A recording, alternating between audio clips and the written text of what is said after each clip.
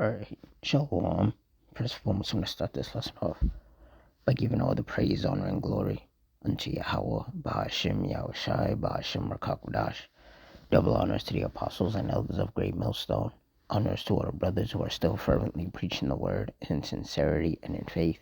Shalom to the sincere Aqua, and Shalom to the scattered Israelites of the hopeful elect who are amongst these heathen nations and look like these heathen nations.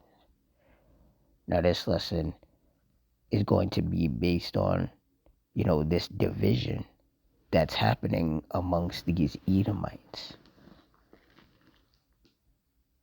That's going to inevitably result in these NATO nations nuking this place, aka, nuking the U.S. So through the Spirit, I'm going to read this article, get some precepts, and Lord's will, you're edified. It says, Trump vented at Ruta over NATO inaction on Iran during turbulent meeting. Said the U.S. president berated allies and indicated he was considering reprisals for lack of support in the Middle East in a closed-door meeting with the military alliance chief. Says U.S. President Donald Trump unloaded his frustration with NATO allies in a bad-tempered meeting with Secretary General Mark Rutte on Wednesday and indicated he was considering reprisals for lack of support over the war in Iran. Rutte met Trump behind closed doors as part of a long-scheduled visit that quickly turned into a life support mission after the U.S. president repeatedly threatened to quit the alliance because countries like Spain and France refused to back the U.S.-Israeli conflict with Tehran, which has reached a fragile ceasefire. According to two European officials and a person familiar with the matter who were briefed on the talks, Trump used the White House meeting as a venting session for the president to air out his frustration about Europe's refusal to participate in the Iran operation. And I personally find it funny that they're calling it a conflict, an operation. They're calling it everything but an illegal war, which is exactly what it is. He said, "It went shit," said the first European official. The conversation was nothing but a tirade of insults. Trump apparently threatened to do just about anything. And this is why everyone says that he's a giant toddler, because that man has no self-control. Absolutely no self-control. Said that official and the person familiar with the matter said Trump also signaled he was considering options for reprisals, but didn't go into detail. The same two people and a third European official briefed on the meeting, who, like others in this article, were granted anonymity to divulge sensitive details, said the U.S. president gave those present the impression he wanted concrete actions from allies to help reopen the Strait of Hormuz as soon as possible. However, a White House official said that the president made no demands of the alliance in his conversation with Rutte. Says, as President Trump said yesterday, NATO was tested and they failed, the White House official said. He has zero expectations for NATO at this point and did not ask them for anything, even though it's a fact they benefit from the Strait of Hormuz far more than the United States. It says, following the meeting, the U.S. president publicly berated NATO allies and revived the specter of his campaign to annex Greenland. So, in a nutshell, Trump, along with Netanyahu, the U.S. and Israel, started an illegal war with Iran. Things go completely different than how they thought it was going to go. Iran shuts down the Strait of Hormuz, which definitely does affect Asia more than it affects anyone else, because Europe sits in Asia. Europe is just, a part of Asia. It's not its own separate thing. Esau, in typical fashion, made that up. But yeah, so, Asia, which includes what they consider Europe, is the main ones who are being affected by the Strait of Hormuz being closed. Like, the US is not really that affected by it. So basically, the US and Israel started this illegal war, which once again hurt the US's allies in quote unquote Europe and the US allies in Asia, because Iran shut down the Strait of Hormuz. So, there's no oil going back and forth through there. And then Trump has the audacity to want their help in ending a conflict that he started. And they said no, because they know that it's an illegal war that shouldn't have happened in the first place. And they know that if they get involved, then their country becomes a target. Their citizens become a target. And they didn't want that. So then Trump starts throwing a tantrum and gets mad at them for not helping in this illegal war that had nothing to do with them in the first place.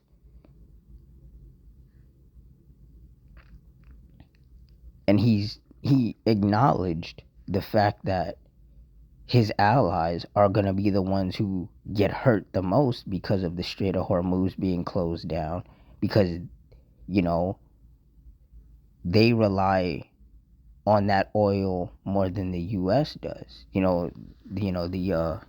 His quote unquote European allies rely on the oil that goes through the Strait of Hormuz more than the US does. So he acknowledges that his allies need that oil and that they're going to suffer more due to this war that he started. And this just goes to show that Trump never cared. Like, alliances and allies, that means nothing to him. He sits here and he talks about how the US is has the greatest military in the world and they don't need anybody. He constantly is disrespecting the US's allies. He calls them weak. He calls them cowards. He calls them all sorts of names. And then when he's neck deep in the shit that he started, then he's looking at them to help him get out of the situation he got himself in. And they're like, why would we help you? All you've ever done is disrespect us. And once again, you started this illegal war. You didn't have a meeting with all your, your NATO allies and ask them, hey, you think that this war should happen? You think we should go to war with Iran? Understanding that once you go to war with Iran, they would be affected. And because they're your allies, you're supposed to care about what happens to them. You didn't ask them about their opinion. You just started a war. And now they're being hurt by your actions. But you're going to sit here and throw a tantrum because they didn't want to help you. Like, that's Trump. He causes a problem that affects everybody and then gets mad when those same people who are mostly being affected by the problem he caused not helping him fix the problem he caused.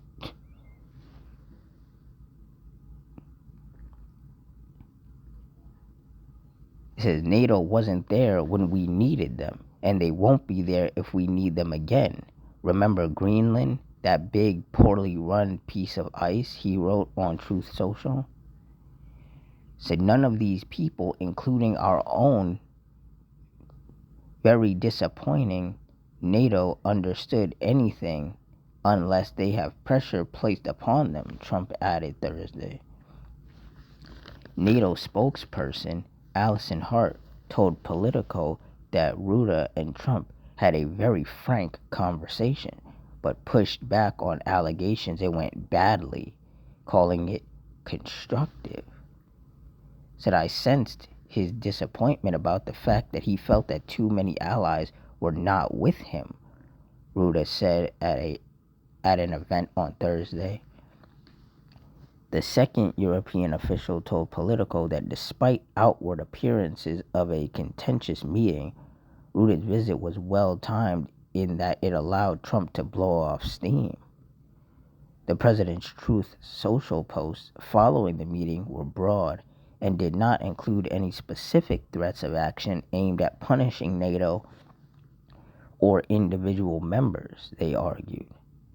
Said that's a climb down compared to other comments of his, the person said. It's still a volatile time, but it's fortunate for the alliance that he was there at this particular moment.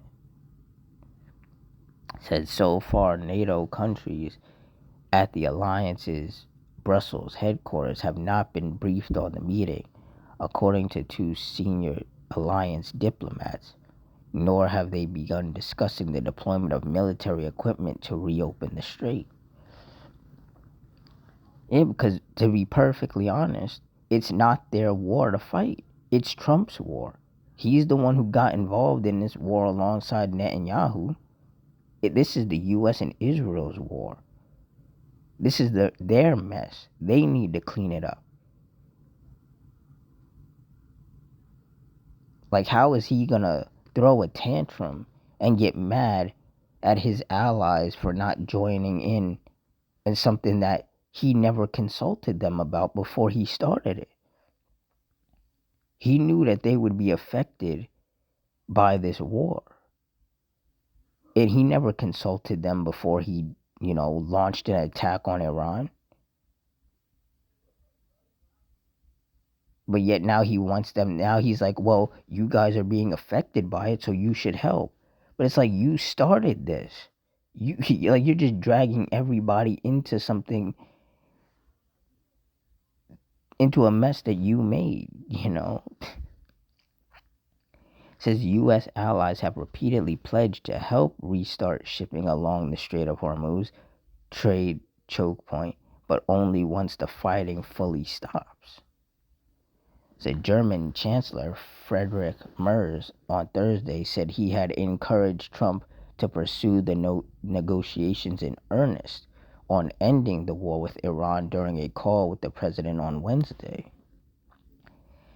Said at the same time, I assured him that following a peace agreement, Germany will help ensure freedom of navigation in the Strait of Hormuz, provided there is a mandate and a viable plan for doing so, he told reporters.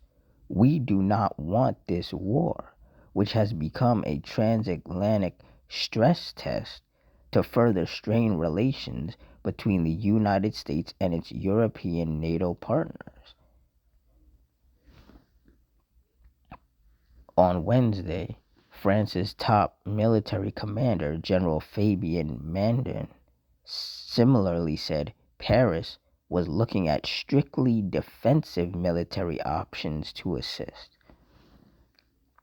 Said for the past week, we have been hosting officers from various nations who have chosen to participate in this initiative aimed at helping to restore maritime navigation, he said.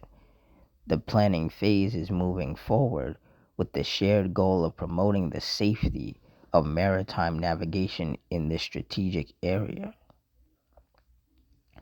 Says last week, a UK-led coalition of 41 nations backed the idea of fresh sanctions and further diplomatic pressure on Iran over its closure of the critical strait, but clearly indicated they would not help militarily whilst the conflict continued. Asked by Politico whether London planned to host a follow-up meeting, UK Defence Secretary John Healey on Thursday said he had nothing to announce in terms of any next steps or convening meetings. During a speech in Washington on Thursday, Rutte defended allies' reaction to the Iran war, even as he sought to reassure the world that the alliance was not in jeopardy. But it is. It is in jeopardy. See, this is the problem. Trump is a giant child who should never have been allowed to be the president. Because that man has absolutely no self-control. And his European and NATO allies are trying to work with him. They're trying to be the grown-ups and work with him. But like I mentioned earlier, they don't want to get involved in an illegal war. They don't have an issue with Iran.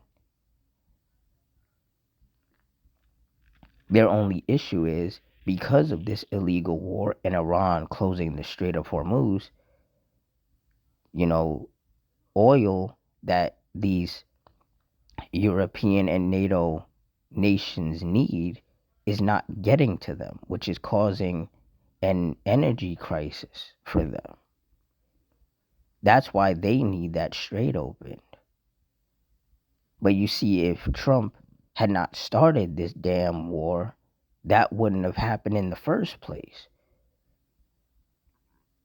The reason why these NATO nations don't want to get involved is because they, like I said earlier, they know that if they get involved, they become a target. Germany, France, the UK, they become a target. They don't want that. So they're trying to find a solution to where a peace agreement can be made, and Iran will open the strait and allow the oil to flow through as it's supposed to, and things can calm down. But it's not the easiest thing to do, first and foremost, because the Lord wants war, Exodus 15:3, the Lord is a man of war, the Lord Yahweh is his name. So the Lord ultimately is the one who's keeping this war going. Even though there's currently a quote unquote temporary ceasefire.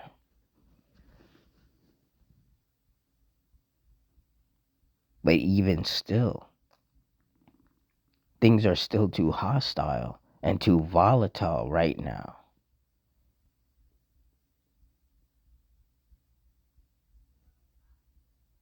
And it's all Trump's fault. Trump and Netanyahu. It's all the US and Israel's fault that this is even happening.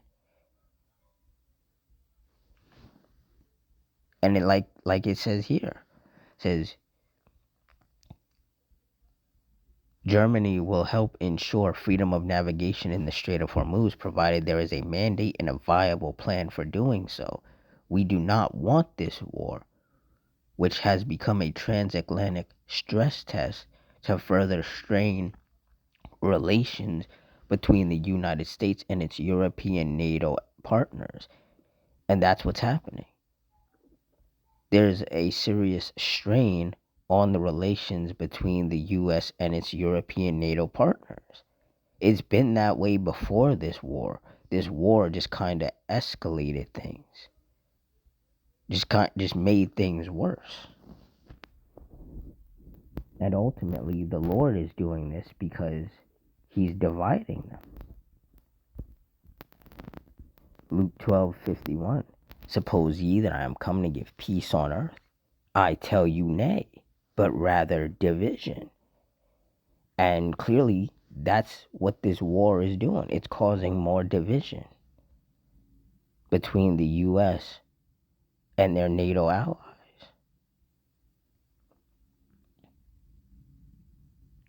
And eventually, the Lord is going to allow that division to just fully happen. Like for them to just fully split from one another. And once that happens, the US is absolutely cooked at that point. Mark 3:23, and he called them unto him and said unto them in parables, how can Satan cast out Satan? Verse 24, and if a kingdom be divided against itself, that kingdom cannot stand. Verse 25, and if a house be divided against itself, that house cannot stand. And this is the house of Esau, these Edomites, because the US, the UK, France, Germany, these are all Edomite controlled countries. And you can see they're divided. And there's an old saying, together they stand, divided they fall. Just like how when the Lord divided us Israelites, the northern and the southern kingdom, we fell. We're definitely stronger when we're together. But when we're divided, things go wrong. And that's exactly how it's playing out for these Edomites. The Lord is dividing them against each other, and everything is falling apart as a result. Verse 26, and if Satan rise up against himself and be divided, he cannot stand, but hath an end. And that's what's going to happen. These Edomites are about to have their end. They're about to fall. The Lord is about to remove them out of power. He's going to divide them against each other, have them turn against each other. And that's going to lead to their downfall. That's going to lead to their destruction. And there's nothing they can do to stop it. And really, the Lord is using Trump to cause all of this. Ecclesiasticus 25:7. There be 9 things which I have judged in mine heart to be happy, and the 10th I will utter with my tongue. A man that have joy of his children, and he that liveth to see the fall of his enemy. And that is the time and season that we're in, to see the fall of our chief enemy, the so-called self-proclaimed white people who are the biblical Edomites. We are watching their downfall happen. That's why these Edomites, especially the ones here in America, are so upset and so, angry and hostile, because they can tell that everything that they had is going away. It's disappearing. It's falling apart. That's why there are so many Edomites here in the US that are crying and complaining and bitching and moaning about how they feel like, all the brown-skinned people in this country are going to replace them. And every time brown people are involved in anything, it has to be because of DEI. It can't be because, brown-skinned people have to work 10 times harder than these Edomites to get anywhere, to get any traction going, because of how hateful these Edomites are. Esau does not want any brown-skinned people to be on a level playing field with him, because he knows that we're built better than him. So if he puts us on a level playing field, we're going to win. We're going to dominate. And he's going to fall by the wayside and be forgotten about. And he doesn't want that. So he's constantly putting up roadblocks and constantly moving the goalpost to make it harder. Because for centuries, or, for decades, these Edomites have lied to each other and been told each other that they're the best. That, being quote unquote white is right. And that they're better than everybody else, even though they're not. All these other nations, especially the Israelites, who primarily make up the so-called blacks, Hispanics, and Native Americans, are stronger, faster, and smarter than these Edomites. And Esau knows that. See, Esau has to lie and he has to cheat and do all these scumbag, snake-like things in order to stay on top.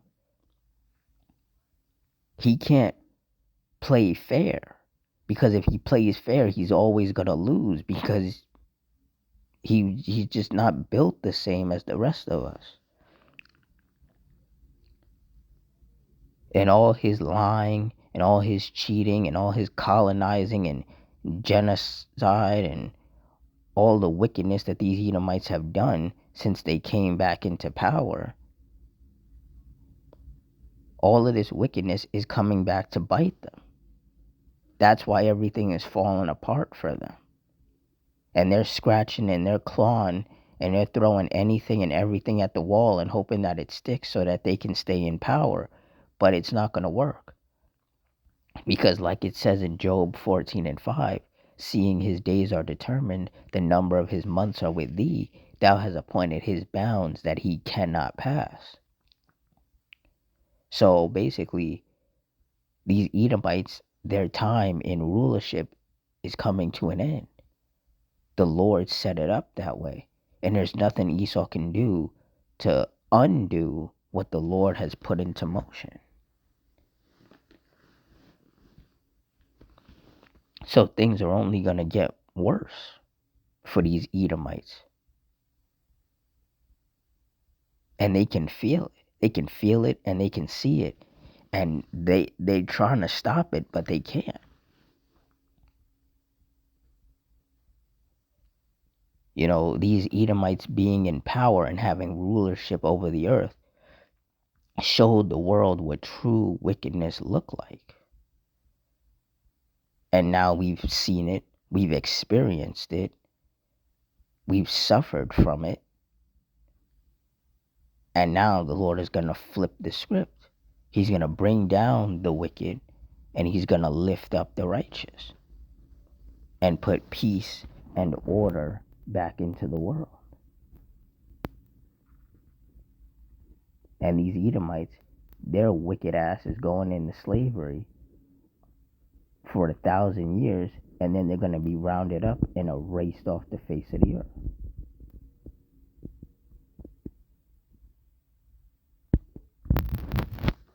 So with that, I'm going to wrap it up here. In closing, I want to give all the praise, honor, and glory unto Yahweh, Bahashim Yahushai, Bahashim Rakakudash, the water Yahweh, Bahashim Yahushai, for putting the spirit on me to do this lesson.